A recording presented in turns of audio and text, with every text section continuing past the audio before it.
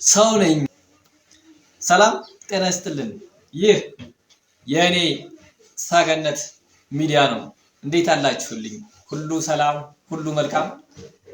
አዎ ሰዎች ነን፣ እንደሰታለን። በስትክክል ግን ደስታችን በምን ይሆን?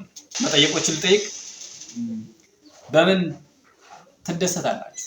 በምን ትደሰቻለሽ? በምንድን ነው የምትደሰተው? በምታመልከው አምላክ፣ በእምነትህ ወይ ደግሞ በሃይማኖትህ ወይስ በሰዎች ደስታ፣ በሰዎች ህይወት ከፍታ ወይስ በሰዎች ዝቅታ? በምን ትደሰታለህ? በምን ትደሰቻለሽ?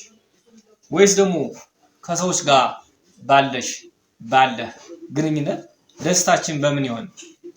በዚህ ቪዲዮ ሰዎች የምንደሰትባቸውን እያንዳንዱን ነጥቦች በስትክክልም ለይተን እንድናውቅና ወደ ውስጣችን እንድንመለከት አመላካች የሆነች ቪዲዮ አዘጋጅቼ ወደ እናንተ መጥቻለሁ። ስለምታዳምጡኝ እጅግ በጣም አመሰግናለሁ። እሺ ደስታችን በምን ይሆን? ሰው ይደሰታል። በተለያዩ ምክንያቶች ደስታዎች አሉት፣ ይደሰታል። ስለዚህ በምን ይደሰት ይሆን? አንተ፣ አንቺ፣ እኔ ሁላችንም በምን እንደሰታለን? በምናመልከው አምላክ፣ በእምነታችን ወይ ደግሞ በሃይማኖታችን ደስተኞች ነን?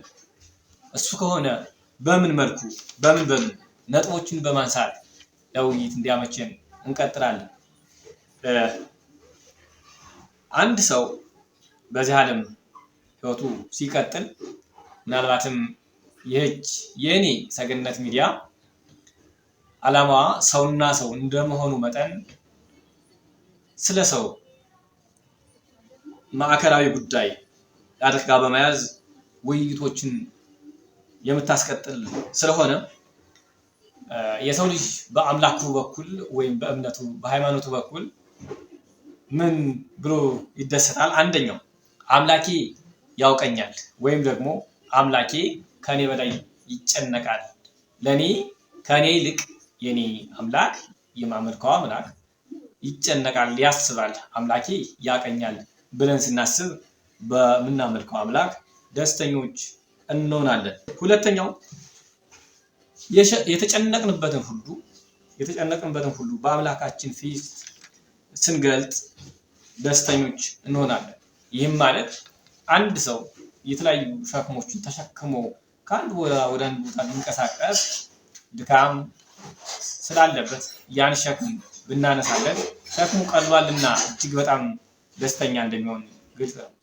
የሰው ልጅ በውስጡ የተሸከማቸውን አላስፈላጊ የሆኑ ዝባዝንኬዎች ለአምላኩ በሚሰጥበት ጊዜ ወይም ደግሞ ለአምላኩ በሚገልጥበት ሰዓት ደስተኛ ይሆናል። ሶስተኛው በአምላካችን ወይ በሃይማኖታችን ደስተኛ ልንሆንበት የምንችል ቅዱሳት መጻሕፍትን በማንበብ ደስተኞች ልንሆን እንችላለን። ሰው መጽሐፍ ቅዱስ ስናነብ ስለ ደስታ የሚገልጽ ክፍል አለ። ስለ ደስታም ብሎ ነው የሚገልጸው፣ ሁል ጊዜ በእግዚአብሔር ደስ ይበላችሁ ብሎ ይገልጻልና ቅዱሳት መጻሕፍትን ማንበብ ደስታን ይሰጣል። ለማ ለአንቺ፣ ላንተ፣ ለእኔ፣ ለሁላችንም ደስታን ይሰጣል። ምን ማለት? ቅዱሳት መጻሕፍትን ማንበብ። ሌላኛው አሁንም በእምነት ውስጥ ደስታን የምናገኝበት የምንችለው አንደኛው ምንድነው? ምስጋና መስጠት። ዋይ በስሞል ቲንግስ ዊ ዱ ምንም አይነት ጥቃቅን ትንንሽ ነገሮች እኛ ጋር ካሉ በሱ ምክንያት ስለሱ ምክንያት ምስጋና መስጠት፣ ማመስገን እፎይታን፣ ደስታን ይሰጣል። ሌላኛው ንስሐ ደስታን ይሰጣል። በእምነት ውስጥ እንዴት ነው ንስሐ? ልክ ከአሁን በፊት የተጨነቅንበትን ሁሉ ለአምላካችን መስጠት ወይም ለሱ መጣል፣ ለሱ መግለጥ ሸክምን ያቀላል። ሸክም ቀለለ፣ ደስታ መጣ ማለት ነውና እንደሰትበታለን እንዳልን ንስሐም ሌላኛው ሸክማችን የምናቀልበት ወይም መንገድ ስለሆነ ንስሐም በሃይማኖት ውስጥ ደስታ ልናገኝበት የምንችለው አንዱና ዋናው መንገድ ነው ማለት ነው። ሌላኛው እና ሁለተኛው በምን እንደሰታለን? በሰዎች ደስታ እንደሰታለን። ደስታችን ምንድን ነው? የዚህ ታይትል ዋናው ዓላማ ወደ ውስጥ መመልከት እንዲያስችልን ነውና በሰዎች ደስታ እንደሰታለን። አዎ ደስ ብሎኛል። ግን በሰዎች ከፍታ ወይስ ዝቅታ? እስኪ ያስቡትና ውስጣችሁን ታዘቡት። ኢቫሉዌሽን ነው ለማን? ለኛ። ኤግዛሚኔሽን ነው ለማ? ለኔ፣ ላንቺ፣ ላንተ፣ ለሁላችንም ኤግዛሚኔሽን ነው። እኔ የተደሰትኩት የኔ ጓደኛ የተሻለ ህይወት ስላለው እሱን ስላገኘ ደስ ብሎኛል ሬዲ፣ ወይ ደግሞ ሌሎች በሚያለቅሱበት ጉዳይ እኔ ደስተኛ ነኝ፣ ውስጤ ደስ ብሎታል።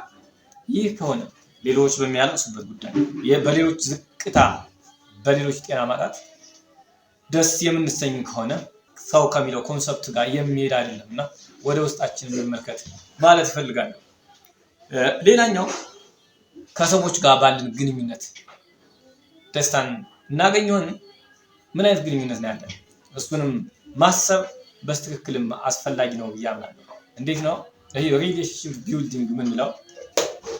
ሪሌሽንሺፕ ቢልዲንግ ወይም ከሰዎቹ ጋር ያለን ግንኙነት በተፈጥሮ ብቻ የተሰጠን ቁጭ ያለ የማያድግ አይደለም። ኢት ኒድስ አን ኢምፕሩቭመንት። የስ ምን ይፈልጋል? መሻሻል፣ በየጊዜው መሻሻል ይፈልጋል። ከሰዎች ጋር ያለን ግንኙነት መታየትና መሻሻል ያለበት ነው የሚሆነው። ስለዚህ ከሰዎች ጋር ባለን ግንኙነት እንዴት ደስተኛ እንሆናለን ሲባል ኦልሞስት ሪሌሽንሺፕ ምንለው በሚገነባበት መንገድ ምን ላይ መሆን መቻል አለበት? ምን ላይ መሆን መቻል አለበት? እሱን ማሰብ ያስፈልጋል። አንደኛውና ዋናው እውነተኞቹ መሆን። እውነተኞቹ መሆን ምን ማለት ነው? ሐሰተኝነትን ማስወገድ። ከሰዎች ጋር ምን መሆን ብለን እውነተኞች መሆን ወይም ደግሞ ሐሰተኛ አለመሆን። ውሸት የሚያመጣው መዘዝ ወዲያውኑ በቅጽበት ሐሰተኝነት የሚያመጣው ምን ማለት ነው? መከፋትን ወይም ደግሞ ከደስተኝነት ማውጣት ስለሚሆን እውነተኞች መሆን። at the same time ምን መሆን ያስፈልጋል? ሰዎችን ማዳመጥ። ጸጥ ብሎ ሰዎች እንዲያዳምጧቸው፣ ሌሎች ሰዎች እንዲያዳምጧቸው እጅግ በጣም ይፈልጋል። እነሱን ማዳመጣችን ደግሞ ፎይታቸውን ለኛ ነው። የእነሱን ደስታ በማየት ደስተኞች መሆን እንችላለን። ስለዚህ ሰዎችን ማዳመጥ እጅግ በጣም ወሳኝ ነው ማለት ነው። ማዳመጥ አንደኛው ከሰዎች ጋር ባለን ሪሌሽን ደስተኞች እንድንሆን ያግዘናል። ሌላኛው በሌሎች ጫማ ውስጥ መሆን፣ ኢምፓቲ የምንለው በሌሎች ጫማ መሆን ምንድነው የሚባለው? ሰዎች አንተ እንዲሆን በማትፈልገው በሌሎች ላይ ምን አትበል፣ አትፈጽም፣ አታደርግ ነው እና በሰዎች ጋር ባለን ሪሌሽን ደስተኞች ለመሆን we need to have an empathy። በሌሎች ጫማ መቆም አስፈላጊ ነው። ሌላኛው የሌሎችን ደስታ መካፈል። የሌላ ደስታ መካፈል ምን ማለት ነው? ሰው ደስ ሲለው ደስ ይበላችሁ እንደተባለ ወይም በሌሎች ደስታ ውስጥ የምናገኘው ደስታ ከነሱ ጋር መሆናችን የኛ ደስታ ይሰጠናል ማለት ነው። ስለምታዳምጡኝ እጅግ በጣም አመሰግናለሁ።